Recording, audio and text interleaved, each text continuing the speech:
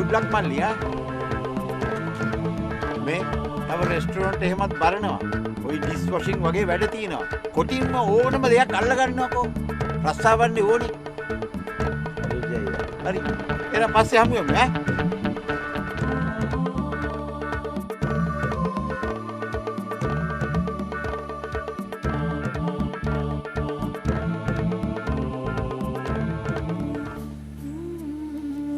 අනිගාමිනී කිසිම ආරංචියක් ගැන ඒජන්සි කාර්යයක් දන්නේ නැහැ. මේ මිනිහා දන්නවා අපි මෙහෙ බලාගෙන ඉන්නවා කියලා. අනික පොඩි ළමයෙක් කියන්නේ. ඇඟපතින් හුස්ම හතුනාට ඌ තාම පොඩි එකා. අහිංසකයා. මට බය ඔය දේශ දීපංකර වල ඉන්න කපටියෙකුටවත් රැවටෙයිද කියලා. ඔව් ඉතින් අම්මටත් ඕනේ උනේ පුතන්ඩියා එංගලන්තේ යවන්නනේ. ඌ ඔයාගේත් පුතා. කොහේ හරි ගිහිල්ලා හිටන් හොඳ මිනිහෙක් වෙනවා දකින්න මොන දෙමව්පියෝද අකමැති? මහත්තයා දන්නේ නැහැ ඔය ඒජන්සි කාරෙන්ගේ හැටි. එංගලන්තයට යවනවා කියලා යවන්නේ වෙන රටකට. අර අල්ලපුව මේ ප්‍රේමදාසම්ලාගේ පුතා රංග මිනිහෙට උනේ toy ටිකම. ඒජන්සි කාර්යය ලක්ෂ 8ක් ගත්තා ජපානට යවනවා. අන්තිමට යන්නේ ජපානට නෙමෙයි කොරියාවට. මිනිහා කොරියාවේ මාසයක් විතර ඉඳලා ලංකාවට ඩිපෝට් වෙනවා. ඒජන්සි කාර්යය සල්ලි ටිකක් අතගෙන මාරුවා. කොහමද? කිසිම වැඩක් කරන්නේ නැහැ විජයි. පුදුම වෙලාවක් තියෙන්නේ. යන්න ඕන හැමතැනම ඇවිද විජයි. මං කියපු හැමතැන් වලට ගියාද?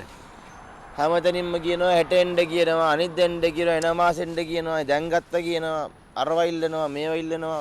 අර පෙට්‍රල් ස්ටේෂන් එකට මොකද වෙන්නේ? ඒකට ඊයේද පෙරේද එක්කෙනෙක් ගත්ත කියලා කියනවා මම දන්නේ නැහැ ඉතින්. ටෙස්ට් එක? ඒවා ඉතින් ඔක්කොම පත්තර જાති ඉල්ලනවා විජයි. මොනවද ඊළඟ මේ කරන්නේ? ස්ටුඩන්ට් කෙනෙක් ඩැඩි. ස්ටුඩන්ට් කෙනෙක් කිව්වා? එනවා පෙට්‍රල් සොටික විදිහට මොකද කරන්නේ? පාටම එකක්. ඒ කියන්නේ උදේට ලෙක්චර්ස් යට නෑ. නෑ ඩැඩි නෑ. යුනිවර්සිටි යන නැති දවසට තමයි පෙට්‍රල් සොටික පාටම එකක් කරන්නේ. මේකේ හොඳම හරිය ඔයා දන්නේ නෑනේ රණි. ඒ මොකක්ද? එයා ලංකාවේ මිනිස්ටර් කෙනෙක්ගේ හොඳ පොපියුලර් මිනිස්ටර් කෙනෙක්. එයාගේ පුතේ. මගේ දුව කොච්චර හොඳයිද? ඇයි මෙහෙම කිව්වේ? නේද? බලන්න එංගලන්තේ හැදිලා ලංකාවේ දිහට ජීවත් වෙන්නේ. ඒ අම්මි නිසානේ. මට ඒක ගැන හරිම සතුටුයි. අම්මි. මම අම්මිට දෙයක් කියන්නම්. කලබල වෙන්න එපා. මොකද?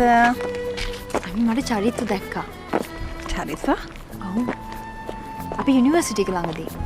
ඉතින් කතා කළාද? නෑ. You asked me to go there. He wasn't there. He wasn't there. Don't shout at me.